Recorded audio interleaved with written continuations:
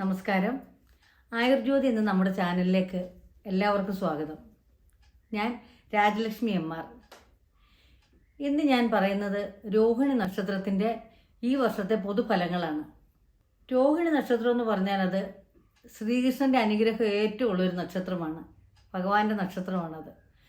ഐശ്വര്യവും സമ്പൽ സമൃദ്ധി ഒരു നാൾ വരെ അത് കാരണം വിട്ടുപോകത്തില്ല. കാരണം ഭഗവാൻ എന്ന് പറഞ്ഞാൽ ധനധാന്യങ്ങളുടെയും നന്മകളുടെയും ബ്രഹ്മാണ്ടം എന്നാണ് വിളിക്കുന്നത്. അപ്പം അദ്ദേഹത്തിൻ്റെ അങ്ങയുടെ നാളായതുകൊണ്ട്, ആ ഭഗവാന്റെ നക്ഷത്രമായതുകൊണ്ട് അവർക്ക് ഉന്നമനമേ ജീവിതത്തിൽ ഉണ്ടാകത്തുള്ളൂ. പക്ഷേ എന്നാൽ അതിലുപരി ദുഃഖങ്ങളും ഏറ്റക്കുറച്ചിലുകളും ഒക്കെ ഉണ്ടാകും. അത് ദൈവത്തിൻ്റെ കാര്യം ആകുമ്പോൾ അങ്ങനെ ചിന്തിക്കാൻ പറ്റില്ല. മാനുഷികമായി ചിന്തിക്കുമ്പോൾ അതിൻ്റെതായ ദുഃഖങ്ങളും ദുരിതങ്ങളും ഏറ്റക്കുറച്ചിലുകളും ഒക്കെയും ഈ നക്ഷത്രത്തിലും വരാവുന്നതാണ്.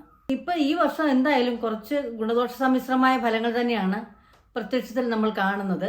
അവർക്ക് പുതിയ ഗൃഹനിർമ്മാണത്തിനൊക്കെ ഒരു സാധ്യത കാണുന്നുണ്ട്. പുതിയ വസ്തു വാങ്ങിയിട്ട് ഗൃഹങ്ങൾ നിർമ്മിക്കാൻ ഈ വർഷം അനുഭവയോഗ്യമാകും. പിന്നെ മുടങ്ങിപ്പോയ പരീക്ഷകൾ വീണ്ടും പഠിച്ചവർക്ക് എഴുതാനുള്ള അവസരമുണ്ട്. അത് മുഖാന്തരം അവർക്ക് ജോലി ലഭിക്കാനും ഒക്കെയും അനുഗ്രഹമാണ്.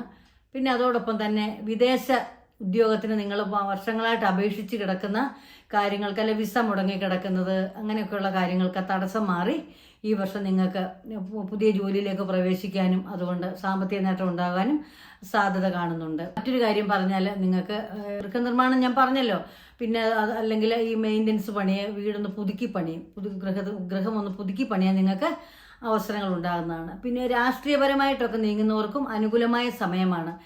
കക്ഷി രാഷ്ട്രീയങ്ങളിലൊക്കെ ചേർന്ന് നിൽക്കുന്നവർക്ക് അത് മുഖാന്തരം അനുഗ്രഹം ഉണ്ടാകും. അല്ലെങ്കിൽ അവർക്ക് ആ രാഷ്ട്രീയ മുഖേന ഒരു നല്ല ശോഭനമായ ഭാവി ലഭിക്കാനും സാധ്യതയുണ്ട്. പക്ഷേ സുഹൃത്തുക്കളെ വളരെ ശ്രദ്ധിക്കണം. സുഹൃത്തുക്കൾ മുഖേന ഒന്നെങ്കിൽ ഒരു അപവാദം കേൾക്കുവാനോ, അല്ലെങ്കിൽ എല്ലാ സുഹൃത്തിനെയല്ല ഉദ്ദേശിക്കുന്നത്, അത് നിങ്ങൾ തന്നെ മനസ്സിലാക്കിയെടുക്കുക.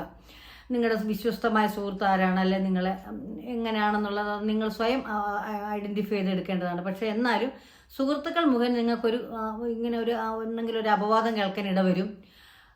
അങ്ങനെയൊക്കെ ഒരു അവസരം ഉള്ള ചാൻസ് ഈ രോഹിണി നക്ഷത്രക്കാർക്കുണ്ട്. അതുകൊണ്ട് എപ്പോഴും ഈ വർഷം നിങ്ങൾ വളരെ സൂക്ഷിച്ചു വേണം ഓരോ ഇടപാടിൽ ഇടപെടാൻ. അതുപോലെ തന്നെ സാമ്പത്തിക ഇടപാട്, ധനപരമായ ഇടപാടുകളിലൊക്കെ കൊടുക്ക വാങ്ങൽ, അങ്ങനെ പിന്നെ സുഹൃത്ത് ബന്ധങ്ങളിലെ, ഭാര്യ ഭർത്തൃ ബന്ധങ്ങളിലെ, മാതാപിതാക്കളുടെ ബന്ധങ്ങൾ, അങ്ങനെ എല്ലാ ബന്ധങ്ങളിലും നിങ്ങളൊരു കരുതലും ശ്രദ്ധയും പുലർത്തുന്നത് നിങ്ങൾക്ക് വളരെ അനുകൂലമാണ്. ഈ വർഷം നിങ്ങളൊന്ന് ശ്രദ്ധിക്കുന്നത് വളരെ നല്ലതാണ്. കാരണം നമുക്ക് ഒരു കാര്യം വന്നു കഴിഞ്ഞിട്ട് നമ്മൾ അതിൻ്റെ പ്രിക്കോഷൻ എടുക്കേണ്ട ആവശ്യമില്ലല്ലോ. അതിന് മുന്നോടിയായിട്ട് നമ്മൾ ഒരു തീരുമാനം കൈക്കൊള്ളുന്നത് വളരെ നല്ലതായിരിക്കും. അതുപോലെ സംസാരത്തിൽ, വർത്തമാനത്തിൽ ഒക്കെയും നിങ്ങൾ വളരെ മിതത്വം പാലിക്കണം. മുൻകോപം, എടുത്തിയാട്ടം, ഇതൊക്കെയും നിങ്ങൾക്ക് ഈ നക്ഷത്രക്കാർക്ക് കുറച്ച് കൂടുതലുള്ള കൂട്ടത്തിലാണ്.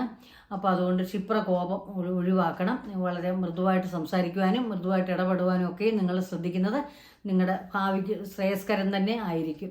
പിന്നെ മറ്റൊരു കാര്യം പറയാനായിട്ട്, മക്കളുടെ പഠനത്തിന് ഒരു അലസത, വിദ്യാഭ്യാസ രംഗത്ത് നിൽക്കുന്ന ഈ രോഹിണി നക്ഷത്രക്കാർക്ക് ഒരു പഠനത്തിനോടൊരു വിമുഖതയൊക്കെ കാണിക്കും. ഒരു മടി, ഒരു അലസതയൊക്കെ ഈ വർഷം കാണിക്കാൻ സാധ്യതയുണ്ട്.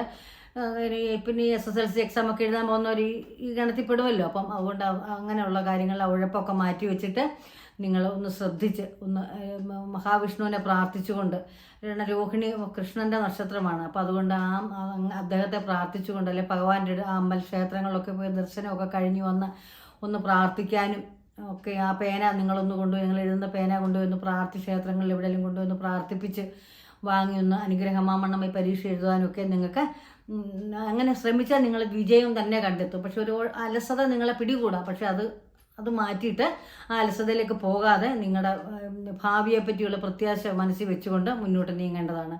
വിജയം തന്നെ നിങ്ങൾക്ക് കൈപ്പിടിയിൽ എത്തുന്നതാണ്. നിങ്ങൾക്ക് ഈ വർഷം നല്ലതാണ്. വിദ്യാഭ്യാസത്തിന് പുരോഗതിയുള്ള വർഷം തന്നെയാണ്. അതിൽ നിന്ന് നിങ്ങൾക്ക് ഭാവിക്ക് നേട്ടവും ഉണ്ടാകും. പിന്നെ ഈ മെഡിക്കൽ എൻട്രൻസ് അങ്ങനെയുള്ള പരീക്ഷയ്ക്കൊക്കെ തയ്യാറെടുക്കുന്നവർക്കും ഇത് ബാധകമാണ്.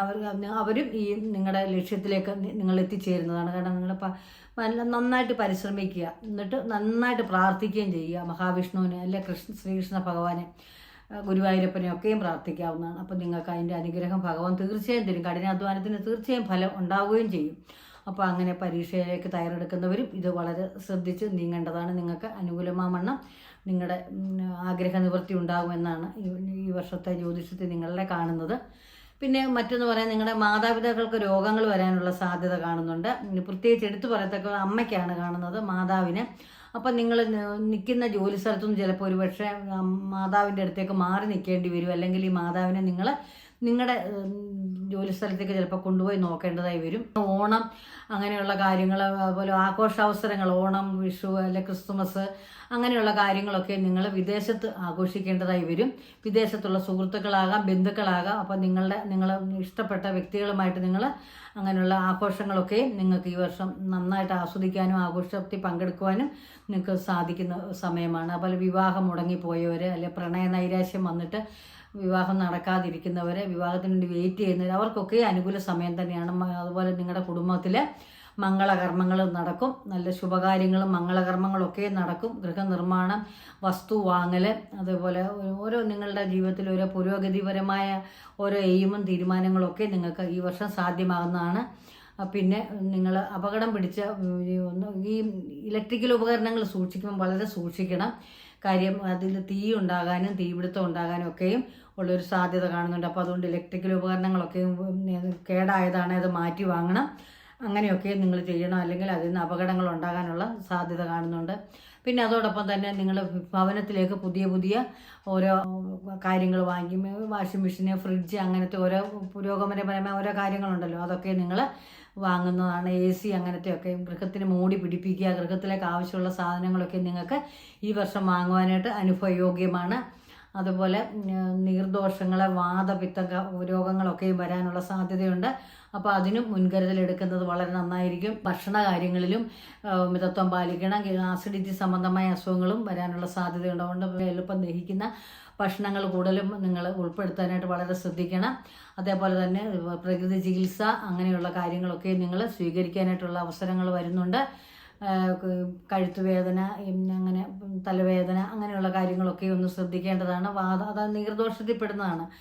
അങ്ങനെയൊക്കെ കാര്യങ്ങൾ ശ്രദ്ധിക്കേണ്ടതാണ്. എന്തായാലും ഈ വർഷം നിങ്ങൾക്ക് കൂടുതലായും ഗുണപ്രദമായ കാര്യങ്ങളാണ് കാണുന്നത്. അപ്പം ഈ പറഞ്ഞ കാര്യങ്ങളൊക്കെ ഒന്ന് ശ്രദ്ധിക്കുക.